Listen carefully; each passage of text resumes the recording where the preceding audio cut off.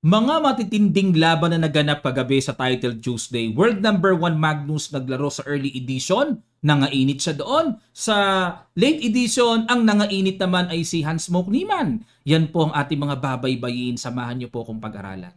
At bago natin i-analyze itong naging laro ni Magnus, atin munang sagutan ang ating sinusubaybayang walang humpay na daily puzzles hatid sa atin ng bagong Internet Chess Club. Ito po yung iniwan natin. It's Black to Play. Ito po ay laro ni Kasparov. That time, 15 years old lang siya. Black siya dito. Kalaban niya Grandmaster. Opening pa lang, na-upset niya ang Grandmaster sa pamamagitan ng tirang Knight A5. Congrats po sa mga nakakita. Kulong ang Queen eh. Kung Knight E5 po kasi, may Queen B3 pa. Pero pag Knight A5, talagang long collides ang Queen. Walang pupuntahan. Sumabay na lang ang GM pero sinimplihan lang ng capture, babalikan lang yan ng knight and one piece up mga kamatsas. Maagang napasuko ang Grandmaster. 15 years old lang that time. Ang tinalo niya ay si Elmar Magira Move, GM. Galing. At ito po yung mabibilis nating mga nakasagot. Sige, shout out natin. Unahin natin yung kauna-unahang nag-message sa ating video na si Chris Nicart. Nako, bilis mo mag-comment, tol. Congrats. At kay NJDJ 1986. Ayan. So, lagi pong nagko-comment sa atin yan. Napakasuportado. Alright. At John Ray Decano. Congrats. Shout out.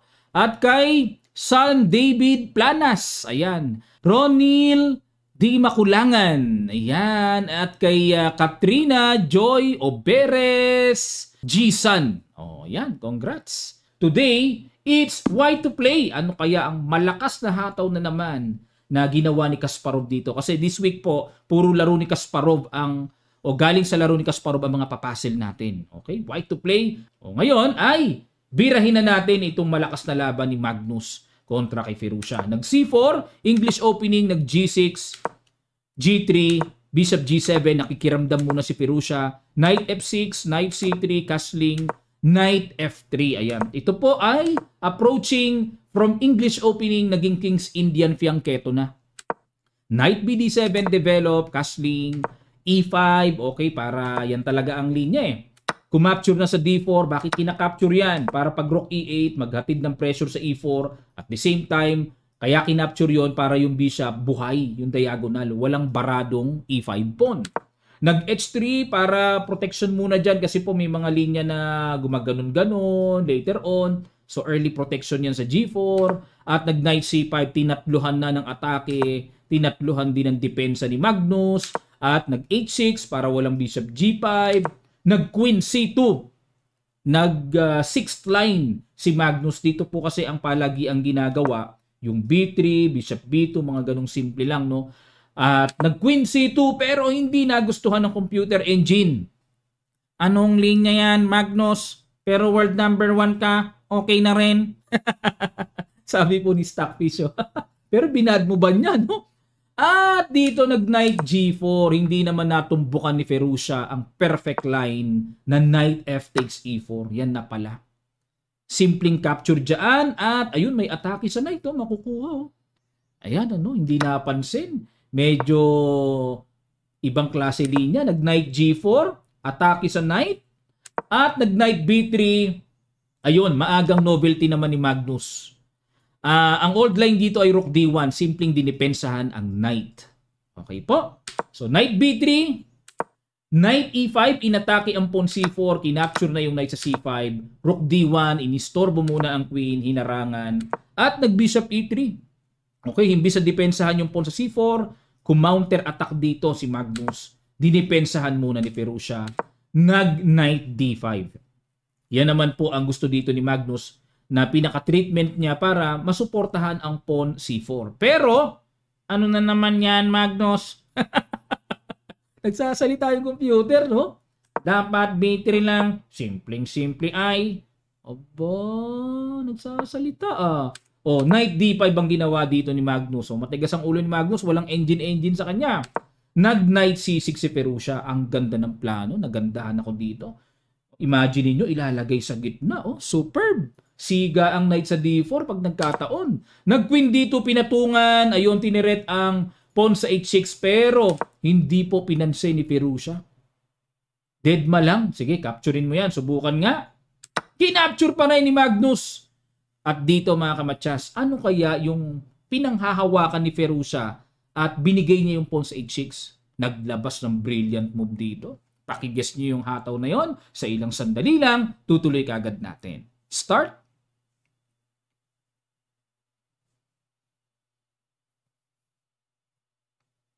Maraming salamat po mga kamatsas. Grabe ang ganda ng ginawa. Oh, bishop takes h3. May spot nga pala na kapag kinapture yung bishop, may double. Yan ang mga laman na mabibigat, no? Galing ni Firouzja dito. Oh, bishop h3, sacrifice. At dito, nag-bishop g5 lang. Okay, inistorbo muna ang reyna. At nag-queen d7. Isa ka pa, Firouzja. Nagagalit si Stockfish pag bad move, no? Ayan, dito raw ang tamang tira ay queen d6 lamang. Okay, kasi yung queen d7 parang considered additional support sa bishop. Pero sa pagkakataong ito, hindi naman talaga pwedeng capturein pa yan ngayon kasi nga may knight f3 lundag, matudouble, makukuha ang reyna. May ganun eh. At the same time, ang queen d6, maiiwasan pa yung lundag-lundag ng knight dyan sa f6. Na, ito po yung naganap. Queen d7, nagkaroon ng ganun eh. O di obligadong ibigay ang dark square bishop. Naku, sayang ang dark square, ang lakas nun. Nag-queen c6 tineret ang bishop at dito po, dahil hindi nga makapture-capture ang bishop, niligpit na ni Magnus ang knight. Masyado na raw maraming nalalaman. At kinapture ang bishop, nag-bishop c3. Minentain lang ni Magnus ang diagonal dark square kasi nga po may queen h6 na paparating doon. Imagine niyo po kung paano niyang ipe-pressure ang weak dark squares ng King Jan.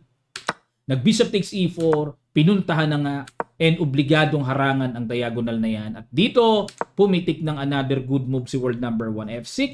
Ang ganda ng tira. Pagka kinapture, makukuha yung pawn sa g6 with check, lalong ma-expose, kaya obligadong umatras muna, bishop f5, at dito, nag-rook to d5. Ayan. Dito kasi parang ang sarap pitikin ng g4, mga kamatsas. At sarap, di ba? Para mapaalis talaga at makuha na yung pawn sa g6. Yun nga lang, may kinukonsider si Magnus na queen takes f3, may ganun eh. Tapos may mga check-check na pangulit. Yan, kaya ginawa ni Magnus, nag-rook d5 muna siya para makover niya yung pawn sa f3. At nag-rook e7. Ang purpose ni Firouzja, dahil medyo matindi ang pwesto ng queen, i-rook h7 na mapaalis na yan, ma-neutralize kagad. Dito po mga kamatsas, may brilliant move na binitawan naman si world number 1. Kay Magnus naman tayo, ano kaya yon? Sa ilang sandali lang, tutuloy kagad natin. Start!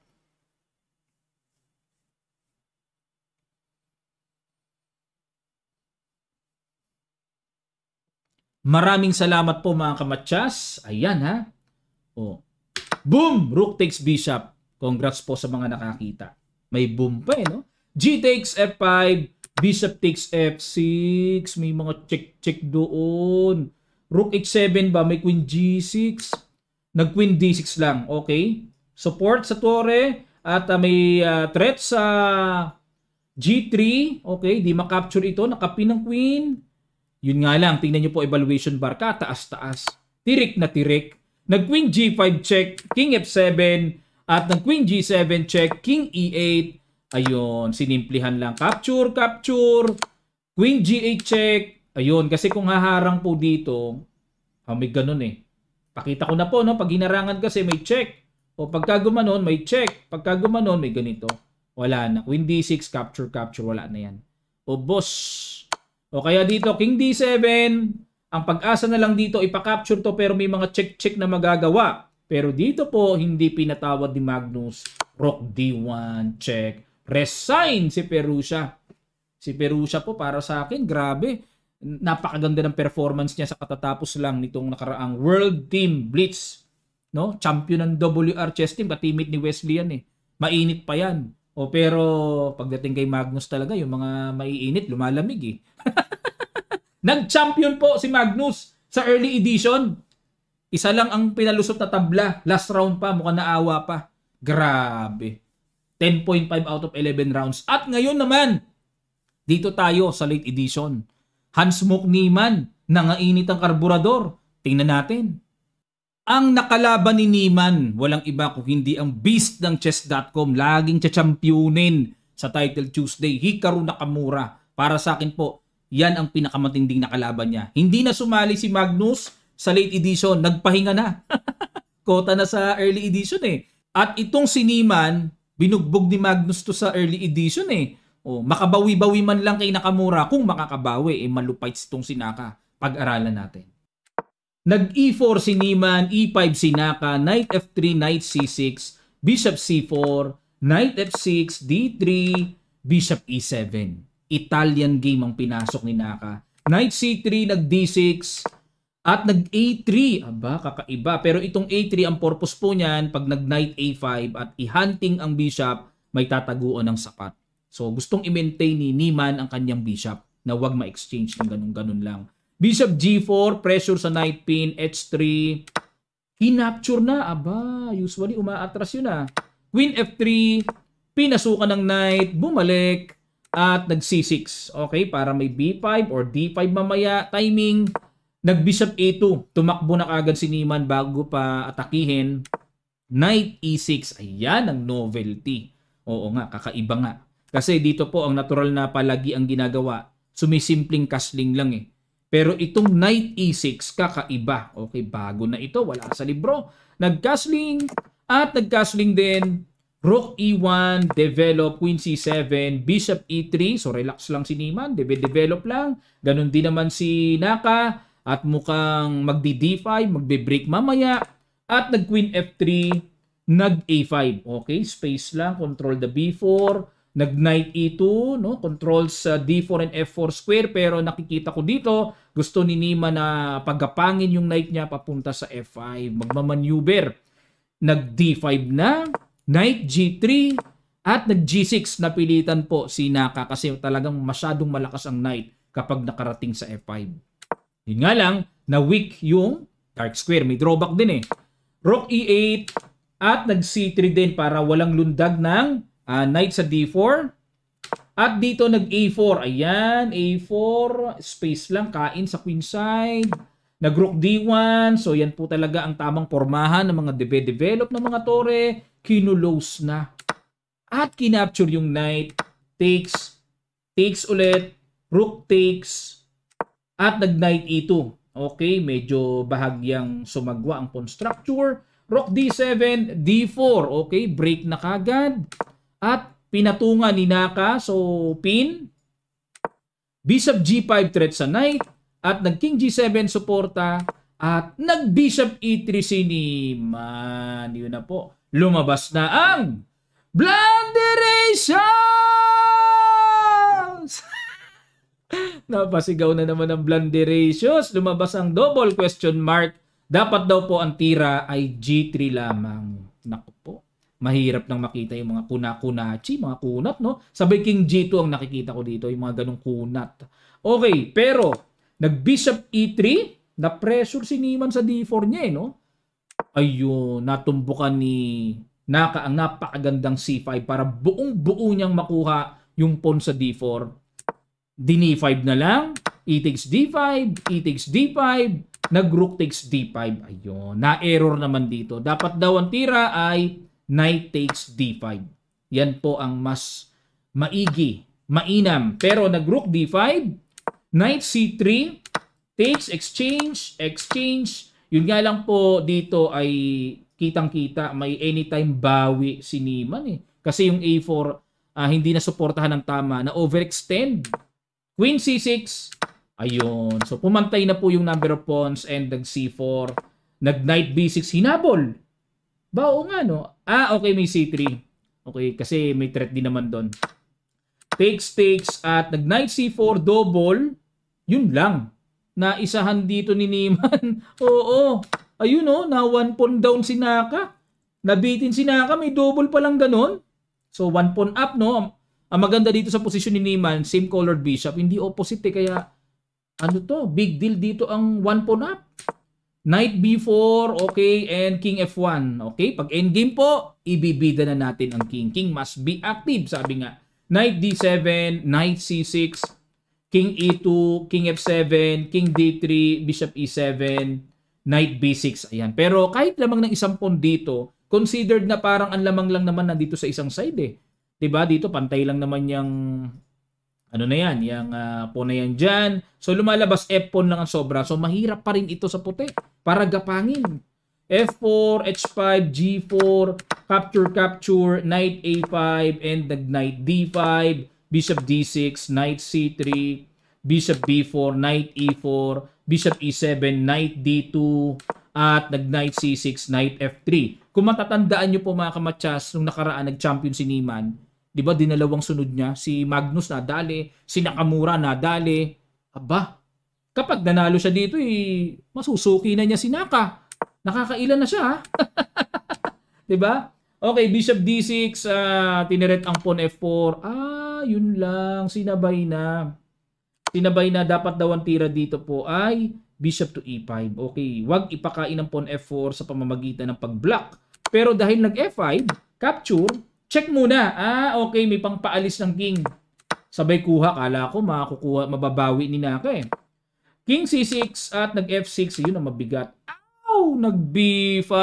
Blah, blah, blah, blah, blah, blah, Blunderations! Bago yun ah. Blah, blah, blah, blah, blah, blah, blah. May buwelo, no? Blah, blah, blah, blah, blah, blah. Ayun, no? Grabe. Dapat daw ang tira, mga kamatsas, ay knight to B3. Yan lang pala. Okay. So, equal-equal eh. Kahit lamang ng isang pawn, pero hanggat may bishop dyan and napakalapit sa king, medyo mahirap pong ma-promote ng ganun-ganun lang yan. Ayun. Pero dahil nag-B5 dito, yun lang, natirahan ng C5. Good move by Niemann. Bishop F8, knight E6, bishop H6, F7, nag-king to D7. Ayan. Kasi may bishop G7 paparating eh. 'Di ba? So dito, hindi effective ang bishop to G7. Teka muna, parang may ganun ah. Okay, kakainin lang sabay may king E7. On time, madidikitan ang pawn sa F7. Knight G7 ang ginawa. Ay, oo, galing naman kahusay. May promote. Obligado ito. Na one piece up. Ayun, one piece up si Niemann. Okay, pero hindi pa rin po biro, no? Still, need further tutok. Ayun, no? English na, nagtagalog bigla. Need further tutok eh. Knight B3 at nag-king C3 at nag-knight A5, knight A3. Ayan, para hindi makadikit ang king, no? At nag-king D7. So, hindi pa rin po nauubusan ng loob dito si Naka. Tuloy pa rin. Sa isip niya, grabe, madadalawahan na ako dito. Baka sabihan na ako dito ng suki. O kaya pinagpapatuloy niya eh. King C3, knight A5, bishop G3, o knight C4. Ayun, ang malinis na daan. Yan ang malinis na daan. O makukuha yung pawn sa B5. O wala na, ginano na lang. At sinubukan dito. Sinubukan yung bishop and knight mate. Ayan o. So dito po, after pag-capture dyan sa B5, dito magbibilang na ng 50 moves. Within 50 moves, under the 50 move rule ng FIDE, ay kinakailangang matihin sa loob ng 50 tira. Nag-iba boses ha. Ayan, para tayo naging abogado, 50 move rule eh. Nag-king E4, king C4, ayan. Bilangan nyo ba? Bibilangan nyo? Ayan, no? Dito po ang technique ng black or sa defender, manatiling nasa gitna hanggat maaari. Kung hindi naman po pwersang matulak, manatiling nasa gitna. Pero, dito po mamamati ang king sa dark square corner. Hindi mamamati yan sa light square. Kaya tama yung galaw ni Naka eh. Hanggat maaari, nililito niya, nililito-lito. Yun nga lang po, ang title Tuesday, may increment to. Hindi naman maka-flag down to eh. Yan pinapahirapan talaga ni Naka. May incremento, hindi naman to eh. Kumbaga mapa-flag down. Yan. Ito, huli na to, mga kamatyas. Huli na to. Huli na. Yan. Dito, doon, dito. Ayun. So, huli na po. Kahit, ayun. Naglalag kasi kanina. Yan. Huli na, huli. Ayun. Takas, pero may ganon. Check. Dito pala para hindi makawala. Dito. Ayun. Dito po ay sumuko na si Naka. Kasi po, pagka nag-king E8, may matchas. Kapag gumanon, ilang tira na lang yan. Ganon. So, dito na lang. Dito. Pagka gumanon, doon. Waiting move ang kailangan. Ano bang tira natin? Nasagwa kasi nung knight Pilay ang knight eh. So, kailangan dito ng waiting move. Saan ang pinakamagandang? Dito na lang. Dito, dito, dito, dito. Check, check. Doon, matchas. Ayan. So, hindi naman po umabot ng 50 move rule. Grabe! Nakakailan na to si Nima na. At ang standing ay dito sa late edition, ang nag-champion si Nima, no? Second si Fabiano Caruana at Bogdan Daniel Deyak, pangatlo. At si Nakamura, wala. Grabe, mga kamatchas. Nakakailan na to si Naka. Si Naka, si Nima na. O, ano po sa palagay nyo? O, kasi ito, online ito. Hindi mawawala sa isipan ng iba na baka gumagamit po ng computer engine yan. Kasi online yan. Hindi mawawala yun, ano? Pero, para sa akin po, talagang si Nima naman, sunod-sunod ang magandang performance niya. Maging sa OTB, ang ganda ng pinapakita niya. Para sa akin, deserving ni Niman yan. Pero sa mga ibang nababasa ko sa comments, no? Kasi dami ko nababasa, gumagamit po yan. O, may kanya-kanya tayong opinion eh. Okay? Ginagalang po natin yan, pero pagka ganoon, kailangan talaga ng matibay na ebidensya para mapatunayan. Ito pong si Niman, grabe, ang laki ng inilakas talaga. Grabe ang momentum niya. Talagang every title Tuesdays yata ng weekly, laging magcha-champion to ah. Ano pong masasabi nyo? Lapag nyo lang sa comment section down below. At pinag-iimbita ko po yung aking Kamatchas Super Supporters. Marami na po nag-register. Ang link nasa description below lang.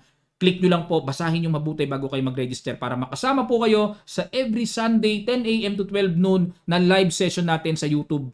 Puro opening na matindi yun, middle game and end game. Sama na po kayo mga kamatchas.